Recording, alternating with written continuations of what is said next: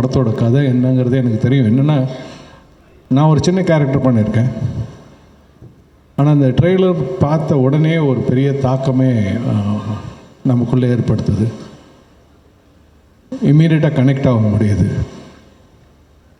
இதுக்குள்ளே வரத்துக்கு எனக்கு வாய்ப்பு கொடுத்த எங்கள் டைரக்டர் சுரேஷ் கிருஷ்ணா சாருக்கும் முதல்ல நான் நன்றியை சொல்லிக்கிறேன்.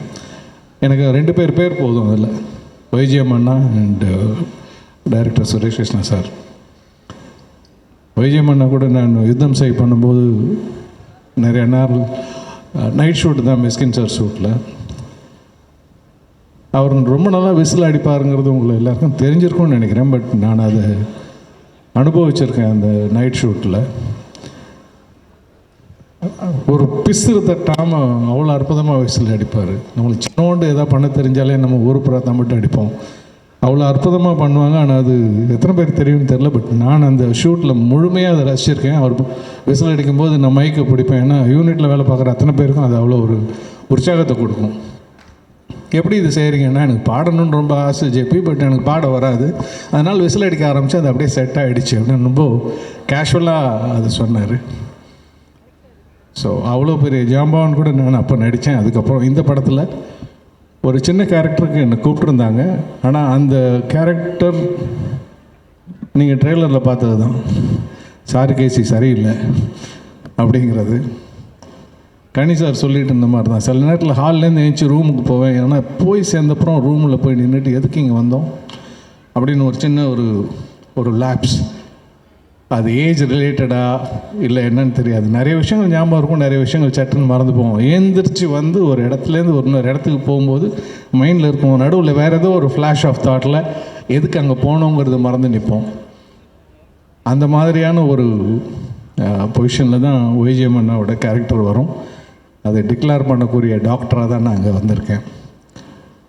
நான் வேலை பார்த்த அந்த சந்தோஷமான தருணங்கள், தலைவாசல் விஜய் சார், வைஜிஎம் அண்ணா, இவங்க கூட தான் என்னோடய combination. And director Suresh Krishna சார்கிட்ட நான் வேலை பார்த்தேங்கிறது எனக்கு மிகப்பெரிய கௌரவம்.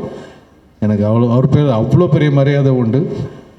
அசாத்தியமான படங்கள்லாம் பண்ணிவிட்டு ரொம்ப ரொம்ப எளிமையாக அதை பற்றிலாம் எதுவும் அது எப்படி அந்த தன்னடக்கம் வருதுன்னா தெரியல.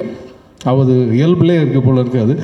அவர் பண்ணியிருக்க அந்த படங்களோட லிஸ்ட்டை பார்த்தோன்னா அவர் எவ்வளோ பெரிய ஜாம்பவான்னு தெரியும். அவ்வளோத்தையும் பண்ணிவிட்டு எதுவுமே வேறு யாரோ பண்ணாங்க மாதிரி அவர் சைலண்ட்டாக உட்காந்துக்கிட்டு இருப்பார். அது அவருடைய தட்ஸ் இஸ் கிளாஸ்.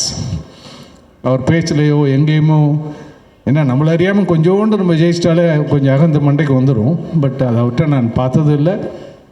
நிறைய அவர் கூட ஃபோனில் உரையாடல் தான். எனக்கு கொஞ்சோண்டு கூட நான் அது பார்த்ததில்லை. It's such a wonderful human being. Thank you sir. Deva sir, ரொம்ப வருஷத்துக்கு முன்னாடி எங்கள் கம்பெனிக்கு நீங்கள் மியூசிக் டைரக்டராக இருக்கும்போது உங்களை சந்தித்தது. ஆனால் ரசிகனாக உங்களுக்கு கேட்டுக்கிட்டே இருக்கிறோம், பார்த்துக்கிட்டு இருக்கோம் உங்களுடைய பாடல்களை. ஸோ மீண்டும் இந்த படத்தில் நீங்கள் இருக்கிறீங்க, ரொம்ப சந்தோஷம். இங்கே என்னை அழைத்ததுக்கு நன்றி. இந்த படம் மிகப்பெரிய வெற்றி அடைய என்னுடைய மனப்பூர்வமான வாழ்த்துக்கள்.